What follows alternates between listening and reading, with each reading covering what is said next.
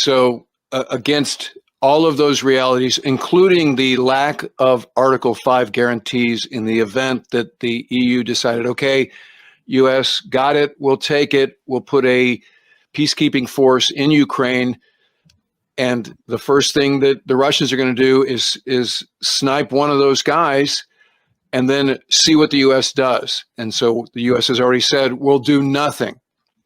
Okay, so let's just cut to the chase here in terms of how this is going to go. So check me on this.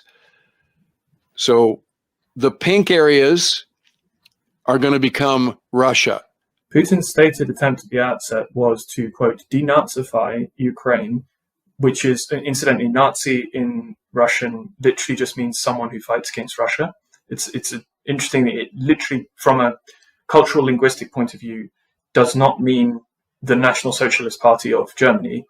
It means a foreign invader or someone who fights against Russia. It's the enemy, basically, because of how deeply ingrained the legacy of the Great Patriotic War is.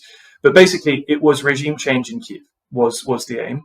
Once they were pushed back in the initial Ukrainian success from late February through March and then April into April 2022, and the Ukrainians pushed them back, the Russians retreated from all of those light blue areas around Kiev, so near Chernihiv, Sumy, Bucha on the other side, and then back to Kharkiv, and then there was a new line stabilized there, and then that area to the east of Kharkiv was liberated in October 2022.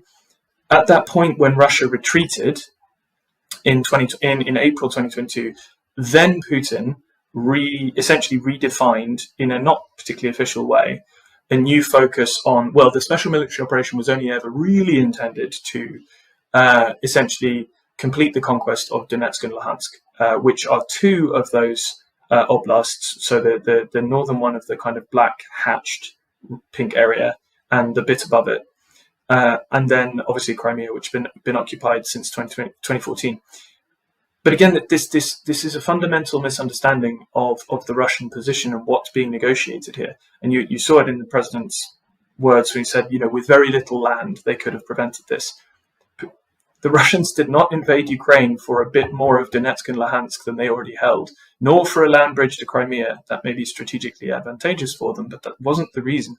They invaded to cut off Ukraine as an independent, increasingly Western-leaning state. And their aims haven't changed. So just suggesting we'll give you a bit more of the occupied territories or recognize your control, sure, that will be a condition because, they understand how negotiations work. They're very good at bullying their way through negotiations. Interestingly, we're not even in negotiations yet, and they've already got most of the things they wanted outside of Ukraine, including full recognition as a superpower status, bilateral discussions with the US president and major US people. Everything they've been denied rightly for the last 3.5 years, they've been given for free. The only reason for the Russians to accept more territory is as a means to destabilize and ultimately take over the rest of Ukraine. For example, if you were to give them all of Zaporizhia and Kherson, which are the pink areas in the south, not all of which by any means are occupied, but the Russians, their law, which they passed in, I think, early 23 or late 22, where they said the occupied territories are now part of Russia, legally, in the Russian system. That included not just the areas they occupied, but also the rest of Kherson and Zaporizhia oblasts, which are those two in the south between the two black hatched areas.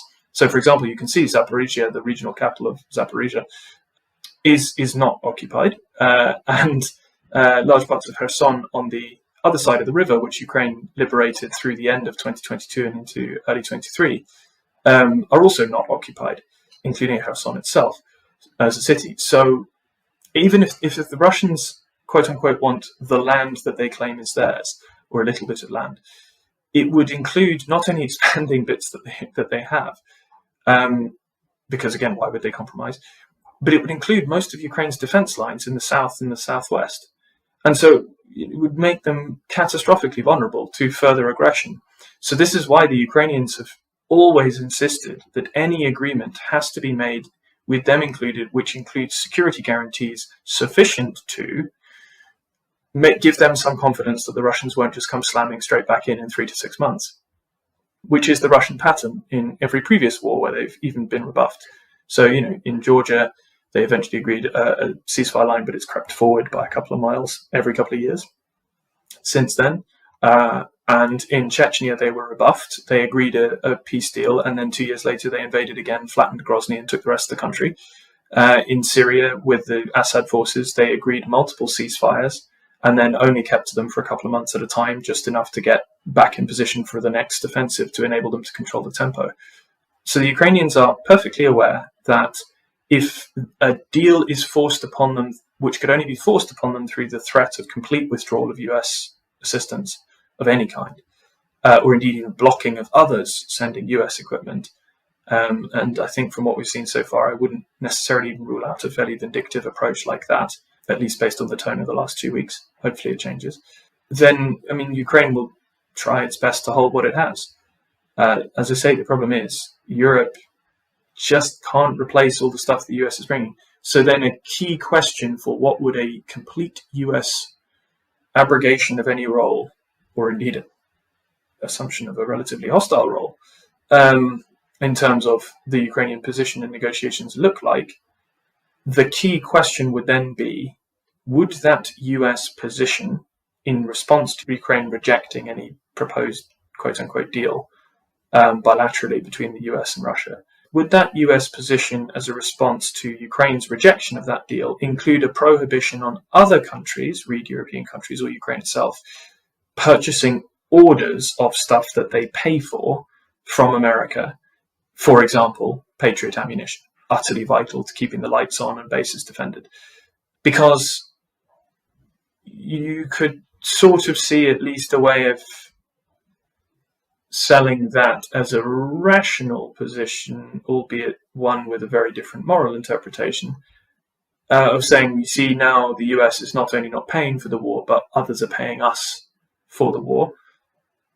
Okay, if there's a complete prohibition on US systems, well, it's difficult to see how Ukraine creates a sustainable defense posture in that environment. And there's no reason for Russians to stop.